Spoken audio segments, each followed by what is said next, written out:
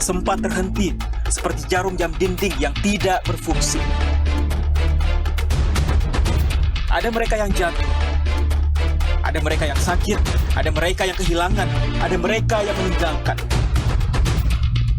Tidak satu, tidak dua, mereka pergi bergerombol dalam gelombang bernama kematian. Pandemi akan pergi seperti kabut yang hilang sebelum fajar. Asal kalian tidak membawa ego, bergerombol di sana-sini, berhahaha mengabaikan yang diatur. Sungguh elok jika kalian peduli atas nama kemanusiaan. Pakai masker, harga mati. Gak pakai masker, bisa mati.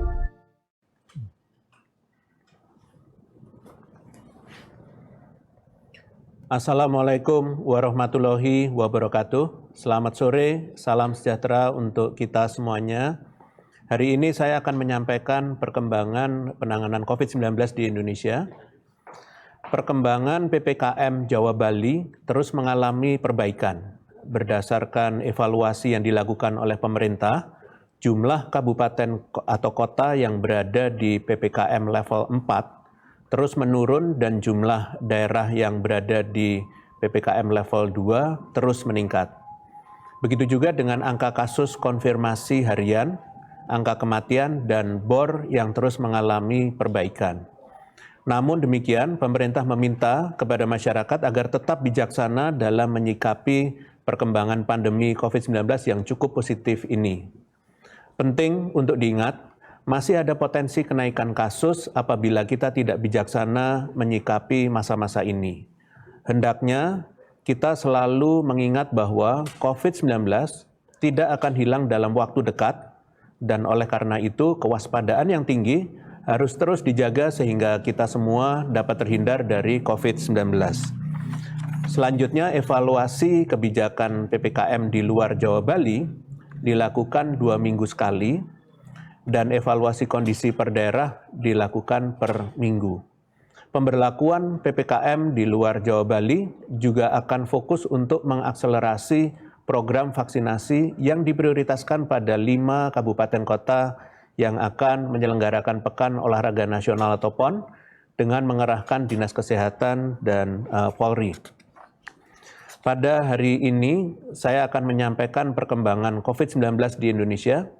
Seperti yang kita ketahui, kasus positif dan kasus aktif di Indonesia terus mengalami penurunan. Kabar baiknya, penurunan di minggu ini menandakan bahwa baik kasus positif maupun persentase kasus aktif nasional telah turun selama 7 minggu berturut-turut. Namun, perlu dijadikan catatan bahwa tujuan kita adalah untuk menurunkan kasus hingga seperti sebelum lonjakan kasus. Mengingat kasus saat ini meskipun sudah turun, namun masih 2 kali lipat dari kasus pada pertengahan bulan Mei lalu. Di tingkat provinsi, jika pada minggu lalu seluruh provinsi menunjukkan penurunan kasus positif mingguan, sayangnya pada minggu ini terdapat 1 provinsi yang kembali meningkat, yaitu Papua Barat. Kasus Papua Barat di minggu ini berjumlah 398 kasus, naik dari minggu sebelumnya yang berjumlah 319 kasus. Selanjutnya, jika dilihat pada kasus aktif, maka hanya terdapat 1 provinsi yang mengalami kenaikan persentase kasus aktif, yaitu Papua, naik 0,32%. Persentase kasus aktif Papua selama 2 minggu terakhir juga merupakan yang paling tinggi se-Indonesia, yaitu 37,87% pada minggu sebelumnya, dan 38,19% pada minggu terakhir. Sebagai catatan, saat ini beberapa pemerintah daerah termasuk Papua dan Papua Barat terus mengupayakan sinkronisasi data dengan pemerintah pusat, sehingga tidak menutup kemungkinan akan terjadi perubahan data dalam beberapa waktu ke depan. Penurunan kasus positif mingguan di tingkat nasional dan pada hampir seluruh provinsi di Indonesia berkontribusi pada penurunan angka keterisian tempat tidur di 34 provinsi. Kabar baik lainnya adalah pertanggal 5 September, tidak ada provinsi yang memiliki bor di atas 60%. Bahkan, angka bor tertinggi hanya sebesar 45,47%, yaitu Provinsi Aceh. Ini artinya, keadaan darurat yaitu lonjakan pasien COVID-19 di rumah sakit telah berhasil kita lewati di semua provinsi di Indonesia. Selain itu, meskipun persen kasus kematian mingguan masih menunjukkan peningkatan, namun untuk pertama kalinya setelah lonjakan kasus pada bulan Juni lalu, selama 1 minggu kemarin, kasus kematian harian di Indonesia berada di bawah 1.000 kematian per hari. Rata-rata kematian harian pada minggu kemarin sebesar 563 kematian. Sebagai catatan, selama lonjakan kasus hingga akhir Agustus kemarin, kasus kematian kita konsisten berada di kisaran 1.000 kematian per hari. Tentunya ini perkembangan yang menunjukkan adanya perbaikan, meskipun tetap saja 1 kematian saja terbilang nyawa dan tidak bisa dibiarkan. Tujuan utama kita adalah untuk menihilkan kematian menjadi tidak ada sama sekali. Perkembangan COVID-19 yang kian membaik di saat beberapa negara tetangga mengalami perkembangan yang kurang baik, ini tentunya patut untuk diapresiasi dan terus dipertahankan. Saat ini posisi Indonesia terus turun pada peringkat kasus aktif tertinggi di dunia. Indonesia menempati peringkat 20, sedangkan negara tetangga seperti Malaysia, Vietnam, Jepang, Filipina, dan Thailand yang masih berada di urutan 11 sampai dengan 18. Sebagai catatan, aspek demografis di mana jumlah penduduk Indonesia yang jauh lebih tinggi dibandingkan negara-negara tetangga, namun tetap dapat menunjukkan penurunan merupakan perkembangan yang baik dan patut diapresiasi. Indikator lainnya yang mengalami perbaikan adalah positivity rate. Saat ini positivity rate di Indonesia sebesar 6,97%, yang mana sedikit lagi mencapai maksimal standar WHO, yaitu 5%. Jika dilihat pada tingkat provinsi, maka seluruh provinsi mengalami penurunan positivity rate selama 2 minggu berturut-turut, kecuali Sulawesi Barat, yang sempat mengalami kenaikan. Penurunan paling drastis terjadi pada Lampung, yang turun sebesar 40,14%, dan Jambi turun 36,74%, dan Aceh turun 31,26%. Selain itu, pertanggal 5 September terdapat 14 provinsi yang memiliki positivity rate di bawah standar WHO. 14 provinsi tersebut adalah Maluku, DKI Jakarta, Maluku Utara, Kepulauan Riau, Bengkulu, Banten, Sulawesi Tenggara, Sumatera Selatan, Papua, Jawa Timur, Papua Barat, Gorontalo, Jawa Barat, dan Nusa Tenggara Barat. Sebagai catatan, selama 3 minggu terakhir, jumlah orang yang diperiksa mingguan kita terus mengalami peningkatan dari 600.000 menjadi 800.000 orang per minggu. Adanya perbaikan kondisi COVID-19 di Indonesia ini tentunya patut kita syukuri, namun jangan sampai membuat kita lengah. Belajar dari pengalaman lonjakan kasus sebelumnya bahwa justru fase yang paling berat adalah fase ketika kasus mulai melandai. Fase ini paling berat karena disinilah seluruh lapisan pemerintah dan masyarakat diuji kedisiplinan dan ketahanannya untuk mempertahankan situasi yang telah melandai ini agar tidak kembali mengalami lonjakan kasus. Dengan telah dibukanya aktivitas sosial ekonomi secara bertahap dan perlahan kembali menuju kehidupan normal baru, maka sudah seharusnya kita jadikan momentum ini untuk bersama-sama refleksi bahwa tentu saja keadaan ini jauh lebih baik dibandingkan keadaan di mana kasus melonjak tinggi, rumah sakit penuh, serta kabar duka karena kematian akibat COVID dari sekitar kita. Renungan ini seharusnya lebih dari cukup untuk membuat kita tidak lengah dan terus disiplin protokol kesehatan, karena tentunya kita tidak mau kembali ke keadaan itu lagi. Ingat, cara termudah, termurah, dan satu-satunya yang paling efektif untuk segera mengakhiri pandemi ini adalah dengan disiplin protokol kesehatan secara kolektif. tidak hanya individu saja, namun harus dilakukan oleh seluruh lapisan masyarakat. Selanjutnya, saya akan mencoba menjabarkan bagaimana sejauh ini respons pemerintah melakukan pengendalian COVID-19 sampai dengan saat ini. Pada prinsipnya, respon pemerintah dalam menangani pandemi COVID-19 dibagi menjadi 3 fase, yaitu fase merespons, memperbaiki, dan mempertahankan. Fase utama, yaitu respon, dilakukan melalui penanganan pada sektor esensial dan melakukan adaptasi secara cepat, sehingga mitigasi dampak pandemi dapat dilakukan dengan baik. Langkah ini selanjutnya diikuti dengan upaya perbaikan yang fokus pada penanganan dan adaptasi yang cepat, serta mengantisipasi lonjakan kasus untuk secara bertahap melakukan normalisasi terhadap kondisi nasional dari dampak pandemi. Terakhir, pemerintah bersama dengan seluruh elemen masyarakat berupaya keras untuk mempertahankan capaian positif dari penanganan pandemi dengan menerapkan protokol kesehatan secara ketat sehingga pemulihan sektor sosial ekonomi dapat berjalan dengan baik. Melalui 3 fase ini, maka pemerintah berupaya memperbaiki kondisi nasional menjadi lebih baik. Dengan demikian, pandemi COVID-19 menjadi lebih terkendali dan memungkinkan masyarakat untuk dapat produktif dan tetap terlindungi dari COVID-19. Kita bisa lihat bersama bahwa hampir 11 bulan pertama bahwa Indonesia melakukan pengendalian yang umumnya bersifat merespon. Hal ini digambarkan dengan penanganan umumnya diprioritaskan pada sektor-sektor esensial paling terdampak, layaknya sektor kesehatan dan ekonomi.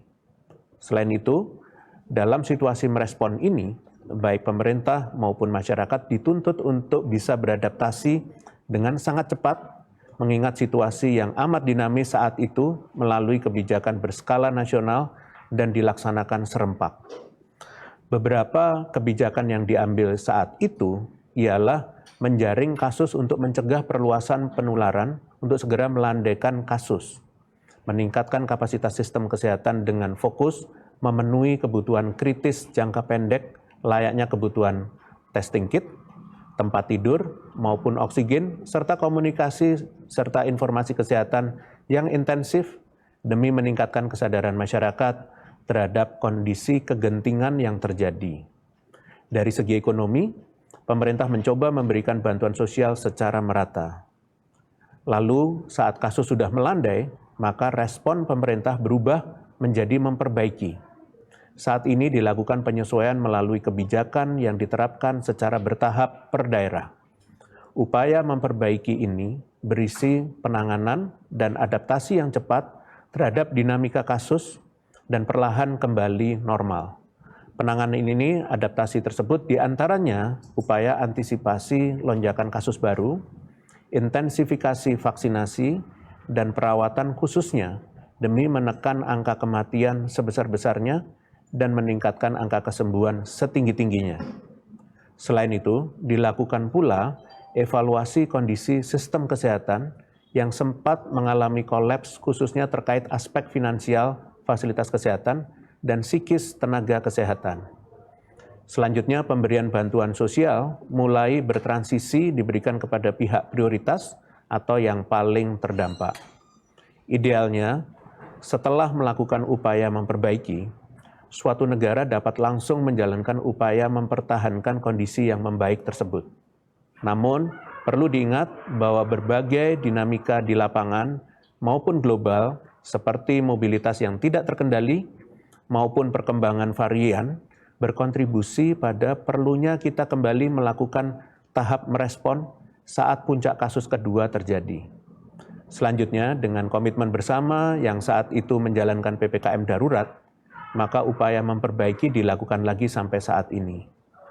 Dengan modal perkembangan kasus yang semakin hari semakin baik, maka saat ini kita memiliki target besar bersama untuk selangkah lebih maju, mempertahankan kondisi kasus COVID-19 yang cukup terkendali, sehingga perlahan-lahan kita memasuki fase respon pemerintah untuk mempertahankan.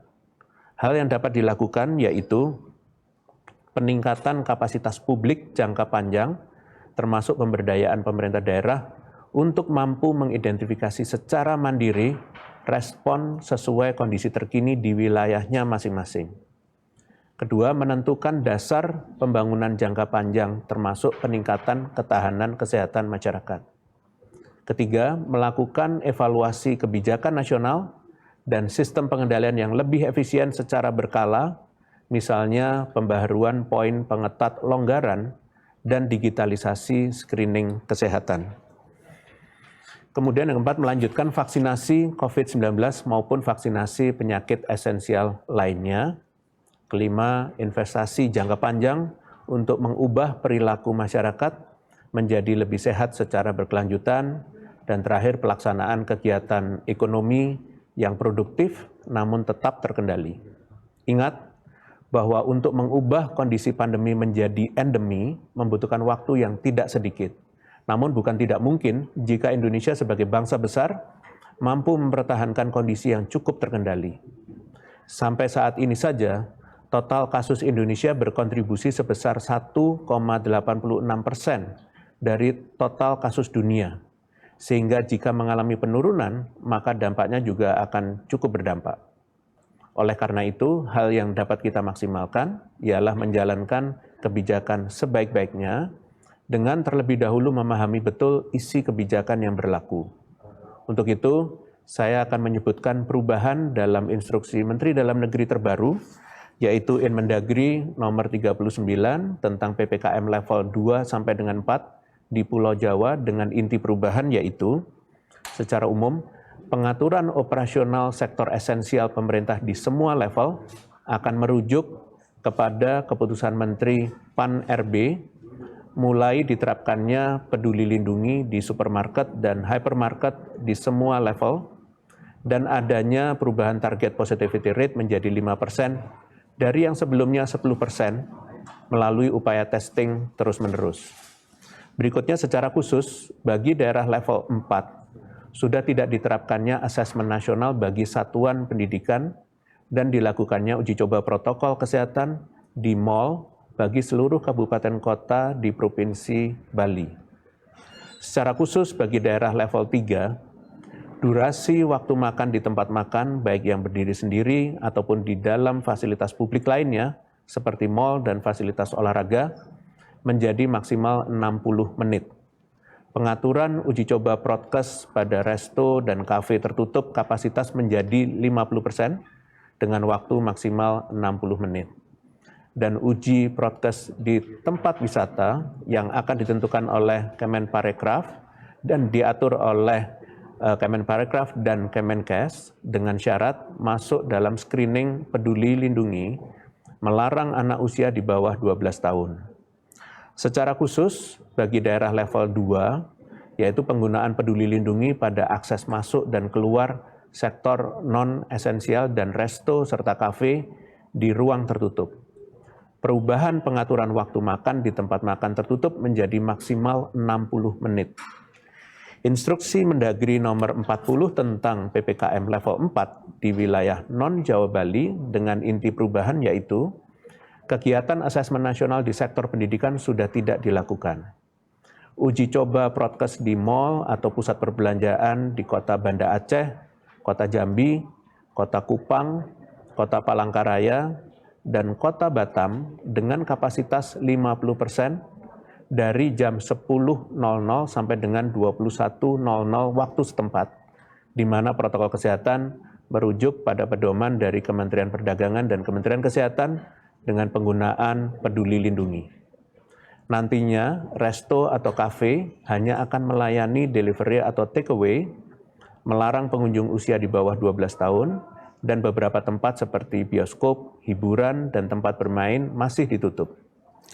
Instruksi Mendagri nomor 41 tentang PPKM level 1 sampai dengan 3 di wilayah non-Jawa Bali dengan inti perubahan yaitu secara khusus bagi daerah level 3, pengaturan kapasitas kegiatan makan dan minum di restoran atau kafe menjadi 50%. Secara khusus bagi daerah level 2 dan 1, kegiatan belajar mengajar di kabupaten kota berzona merah tidak lagi melaksanakan asesmen nasional. Perlu diingat, pencapaian ini jangan sampai menjadi kita lalai, namun diharapkan menumbuhkan sikap sebaliknya. Kita perlu cerdas dan lebih visioner dalam melihat perkembangan baik ini dengan memupuk kewaspadaan tanpa ketakutan yang berlebihan. Sebagai penutup, saya ingin menyampaikan informasi terkini terkait COVID-19.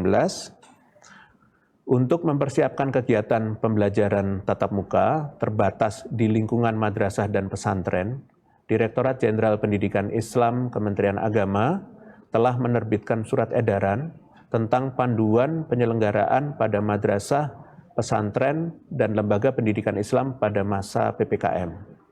Penerbitan surat edaran ini bertujuan untuk menjamin berjalannya protokol kesehatan yang baik pada seluruh jenjang pendidikan. Terkait dengan tersebarnya nomor identitas kependudukan atau NIK Presiden, hal ini dimungkinkan karena NIK Presiden tersedia sebagai data calon presiden pada saat pemilihan presiden.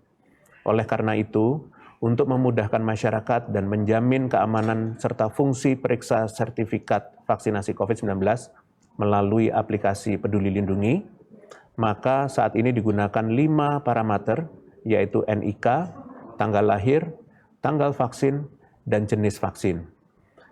Penting untuk diketahui bahwa saat ini digitalisasi informasi kesehatan masih dalam tahap transisi menuju satu data. Setiap kekurangan yang ditemukan di lapangan menjadi masukan dan akan dievaluasi sehingga nantinya sistem digital ini dapat berkembang menjadi lebih aman dan lebih baik. Selain itu, kolaborasi antar kementerian atau lembaga perlu untuk terus dibangun sehingga transisi digital menuju satu data ini dapat berjalan dengan efektif. Dan per tanggal 6 September 2021, pemerintah Indonesia secara resmi menerima 5 juta dosis vaksin jenis Sinovac. Kedatangan vaksin COVID-19 tahap ke-50 ini membuat Indonesia telah menerima total 33 juta dosis total vaksinasi jadi Sinovac. Ketersediaan vaksin menjadi kunci kecepatan vaksinasi yang akan selalu diupayakan pemerintah melalui berbagai skema. Demikian konferensi pers pada hari ini. Saya lanjutkan dengan sesi tanya-jawab media. Terima kasih. Terima kasih, Prof. Pertanyaan pertama dari berita1.com. Secara nasional, berapa kabupaten atau kota yang masih berada pada level 4? Apa evaluasinya sejauh ini dan bagaimana strategi pemerintah untuk mendorong agar semua pihak, baik itu masyarakat dan pemerintah pusat maupun daerah, untuk tidak euforia dengan penurunan kasus COVID-19 saat ini? Terima kasih. Baik, terima kasih berita1.com. Sejauh ini daerah yang berada di level 4 berjumlah 34 kabupaten kota, 11 kabupaten kota di wilayah Jawa Bali, dan 23 kabupaten kota di wilayah non-Jawa Bali. Perkembangan kasus COVID-19 secara nasional mengalami perbaikan terus-menerus, namun harus perlu diselaraskan dengan peningkatan kapasitas respons daerah, baik dalam melaksanakan testing, tracing, dan treatment. Selain itu, dalam operasionalisasi penerapan protokol kesehatan, pemerintah terus memperbaiki sistem yang ada, termasuk transisi digitalisasi menuju satu data kesehatan di Indonesia. Sebagaimana pesan Presiden bahwa virus COVID-19 senantiasa mengintai dan akan menyerang jika kita sedikit saja lengah. Oleh karena itu, walaupun aktivitas masyarakat berangsur-angsur mulai berjalan lagi, namun pengawasan dan pengendalian aktivitas terus dilakukan oleh sebuah sistem yang terdiri dari fasilitas publik, dan lain-lain, unsur pemerintah dan masyarakat yang saling bekerja sama. Terima kasih. Terima kasih, Prof. Pertanyaan kedua dari Gita VOA. WHO menyebut varian baru yang ditemukan di Kolombia, yakni varian Mu, kebal terhadap antibodi dari infeksi sebelumnya dan juga vaksinasi COVID-19. Bagaimana Satgas menanggapi hal tersebut? Apakah varian Mu ini juga mematikan sama dengan varian Delta? Apakah sampai saat ini varian Mu sudah terdeteksi masuk ke Indonesia? Dan bagaimana langkah pemerintah ke depan dalam menghadapi berbagai varian baru virus corona tersebut? Terima kasih. Baik, terima kasih VOA. Varian Mu atau B1621 merupakan varian pertama kali yang ditemukan di Kolombia pada bulan Januari 2021. Varian ini kemudian ditetapkan sebagai varian yang diamati atau varian of interest oleh WHO atau Organisasi Kesehatan Dunia pada tanggal 30 Agustus 2021. Varian yang masuk dalam kategori VOI merupakan varian yang mengalami perubahan pada susunan genetikanya. Perubahan ini diprediksi dapat mempengaruhi karakteristik virus. Dengan demikian, indikasi karakteristik Mu seperti lebih ganas dibanding Delta atau dapat menghindari kekebalan tubuh masih merupakan perkiraan dan masih terus diteliti lebih dalam. Data whole genome sequencing per tanggal 6 September 2021 menyebutkan bahwa varian ini tidak ditemukan di Indonesia. Dalam hal ini, pemerintah senantiasa berupaya mencegah masuknya varian baru dari luar Indonesia melalui pengetatan kebijakan karantina internasional, entry dan exit testing, serta persyaratan vaksin. Pemerintah juga berusaha mencegah munculnya varian baru di dalam negeri melalui strategi vaksinasi, serta berbagai kebijakan menyeluruh yang mampu menekan angka kasus. Tentunya hal ini hanya dapat berhasil jika dibarengi dengan peran aktif masyarakat yang tetap mempertahankan disiplin 3M dan divaksinasi. Terima kasih. Pertanyaan terakhir dari Vidya Detik Health.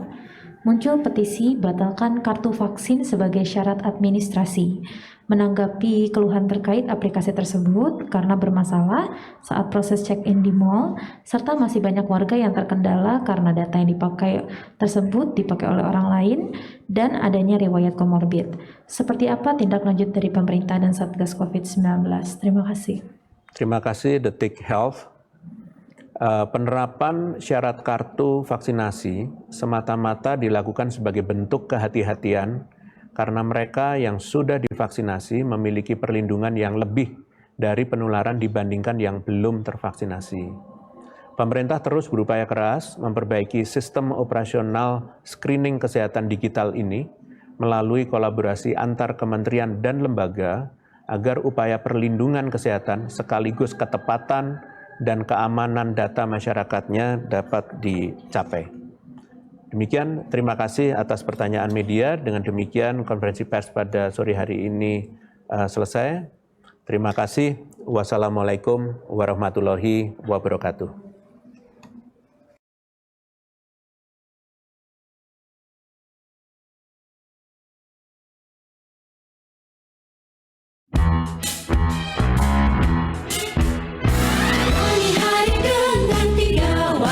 Wajib iman, wajib aman, wajib